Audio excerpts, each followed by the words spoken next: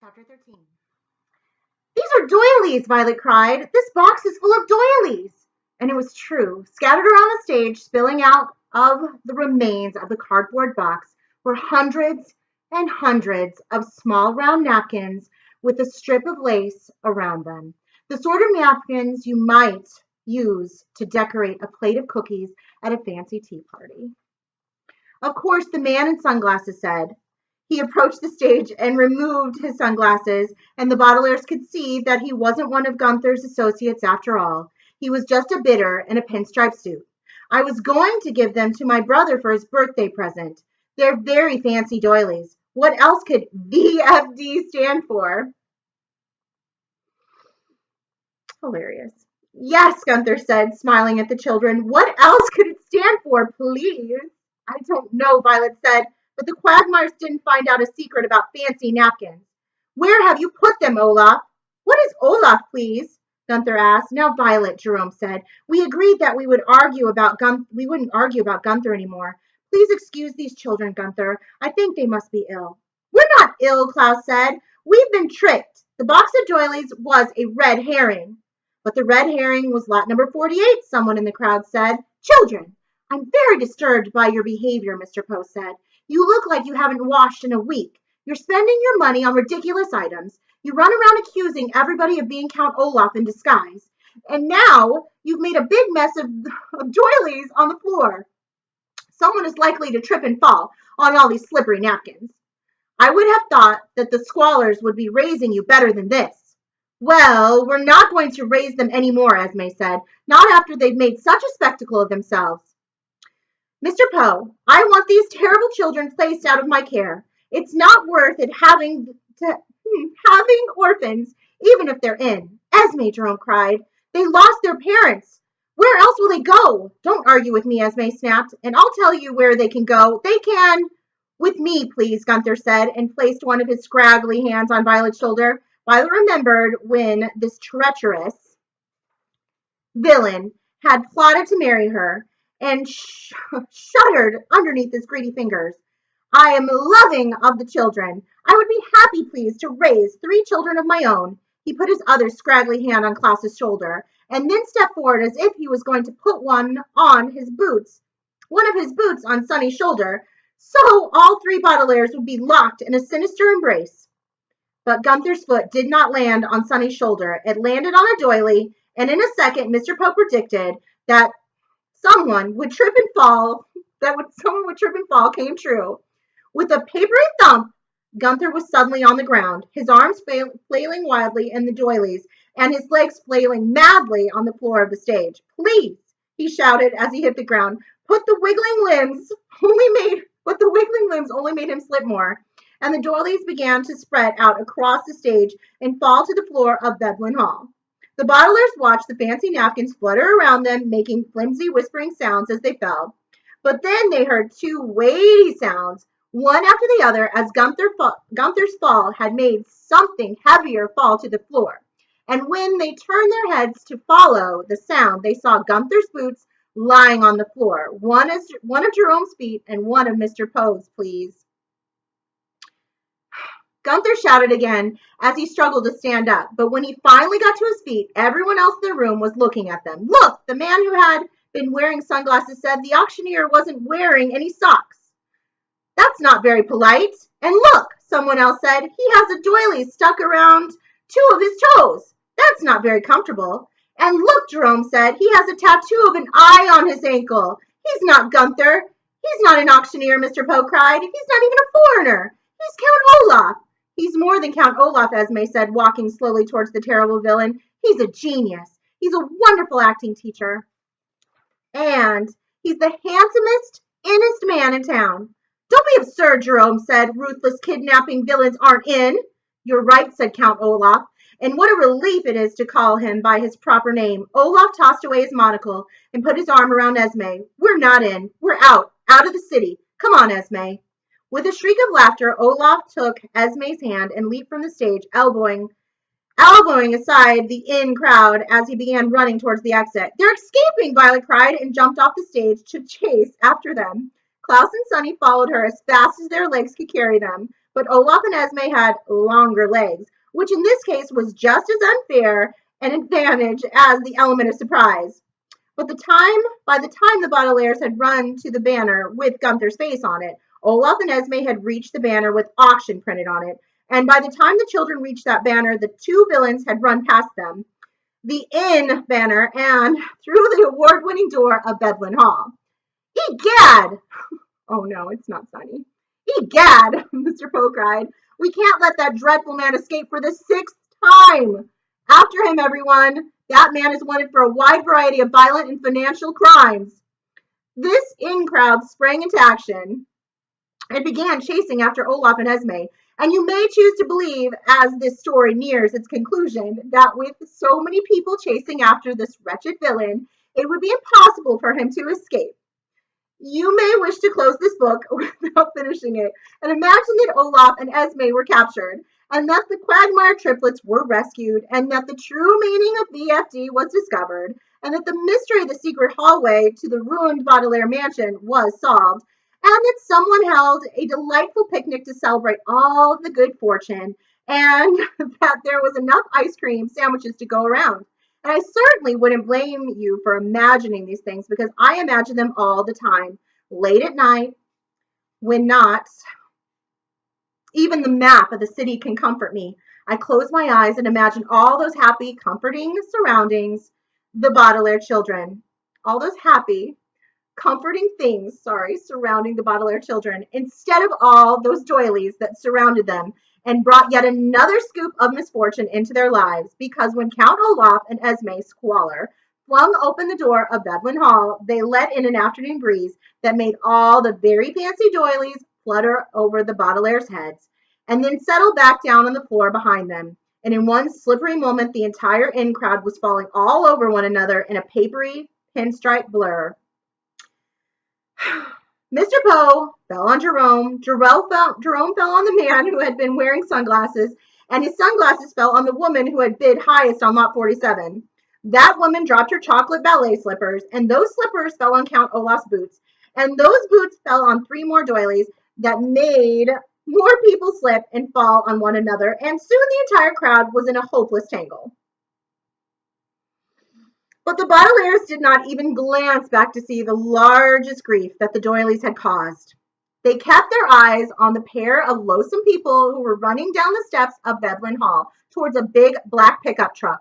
Behind the wheel of the pickup truck was the doorman, who had finally done the sensible thing and rolled up his oversized sleeves, but that must have been a difficult task, for as the children gazed into the truck, they caught a glimpse of two hooks where the doorman's hand should have been. The hook-handed man, Klaus cried. He was right under our nose the entire time. Count Olaf turned to sneer at the children just as he reached the pickup truck. He might have been right under your noses, he snarled, but soon he will be at your throats. I'll be back, Baudelaires. Soon the Quagmire sapphires will be mine, but I haven't forgotten about your fortune. Good note, Sunny shrieked, and Violet was quick to translate. Where are Duncan and Isidore? She said. Where have you taken them? Olaf and Esme looked at one another and burst into laughter as they slipped into the back of the truck. Esme jerked a long nail thumb towards the flat bed, which is the word for the back part of a pickup where things are stored. We used two red herrings to fool you, she said. As the truck's engine roared into life, the children could see in the back of the truck the big red herring that had lot number 48 in the auction, the Quagmires. Klaus cried. Olaf had them trapped inside the statue. The orphans raced down the steps of the hall, and once again you may find it more pleasant to put down this book and close your eyes and imagine a better ending to this tale than the one that I must write. You may imagine, for instance, that as the Baudelaires reached the truck, they heard the sound of the engine stalling instead of tooting of the horn as the hook-handed man drove his bosses away. You may imagine that the children heard the sounds of the Quagmires escaping from the statue of the herring instead of the word toodaloo coming from Esme's villainous mouth. And you may imagine the sound of police sirens as Count Olaf was caught at last instead of the weeping of the Baudelaire orphans as the black truck rounded the corner and disappeared from view. but your imaginings would be ersatz, as all imaginings are.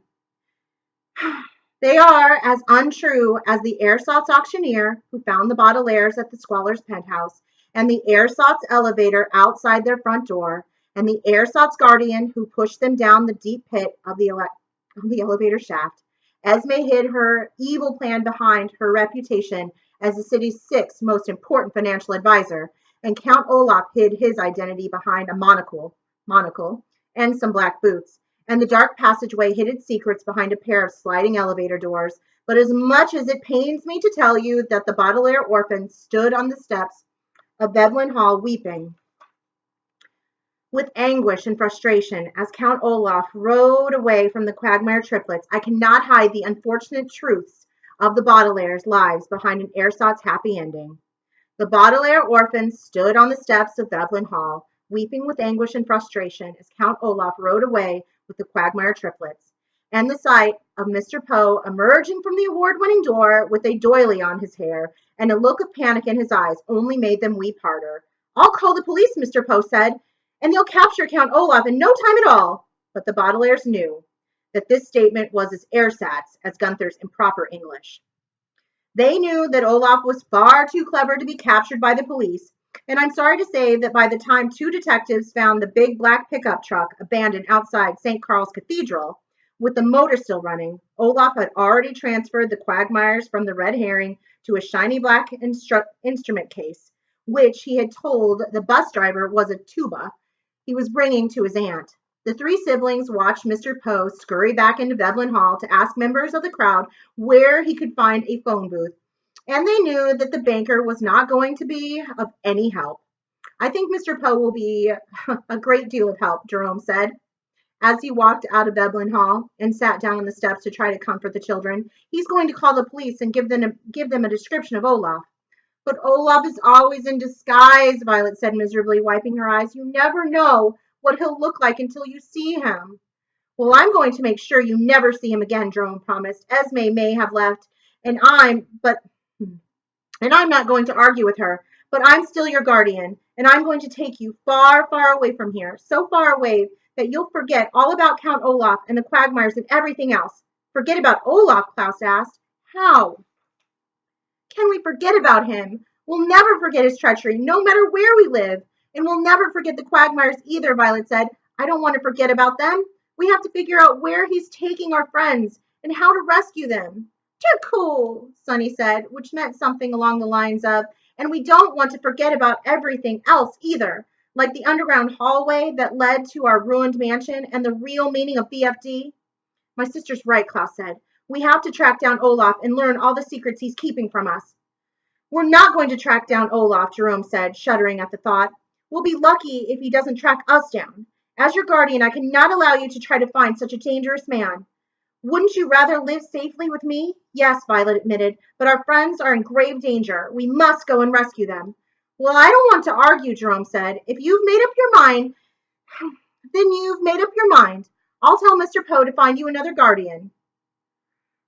"You mean you won't help us?" Klaus asked. Jerome sighed and kissed each Baudelaire on the forehead. "You children are very dear to me," he said, "but I don't have your courage. Your mother always said I wasn't brave enough, and I guess she was right. Good luck, Baudelaires. I think you will need it." The children watched in amazement as Jerome walked away, not even looking back at the three orphans as he was leaving them behind. They found their eyes brimming with tears once more as they watched him disappear from sight.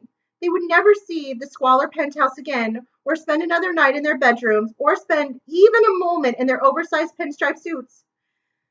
Though he was not as dastardly as Esme or Count Olaf or the hook-handed man, Jerome was still an ersatz guardian, because a real guardian is supposed to provide a home with a place to sleep and something to wear, and all Jerome had given them in the end was good luck. Jerome reached the end of the block and turned left, and the Baudelaires were once again alone in the world. Violet sighed and stared down the street in the direction Olaf had escaped. "I hope my inventing skills don't fail me," she said, "because we're going to need more than good luck to rescue the Quagmire triplets." Klaus sighed and stared down the street in the direction of the ashy remains of their first home. I hope my research skills don't fail me, he said, because we're going to need more than good luck to solve the mystery of the hallway in the Baudelaire mansion. Sunny sighed and watched a lone doily as a lone doily blew down the stairs. Bite, she said, and she meant that she hoped her teeth wouldn't fail her because they'd need more than good luck to discover what BFD really stood for. The Baudelaires looked at one another with faint smiles. They were smiling because they didn't think Violet's inventing skills would fail any more than Klaus's research skills would fail or Sunny's teeth would fail. But the children also knew that they wouldn't fail each other, as Jerome had failed them, and Mr. Poe was failing them now, as he dialed the wrong number and was talking to the Vietnamese restaurant instead of the police. No matter how many misfortunes had befallen them, and no matter how many ersatz things they would encounter in the future, the Baudelaire orphans knew they could rely on each other for the rest of their lives. And this, at least, felt like the one thing in the world that was true. And that is the end of the book. All right, we'll continue with our next book very soon.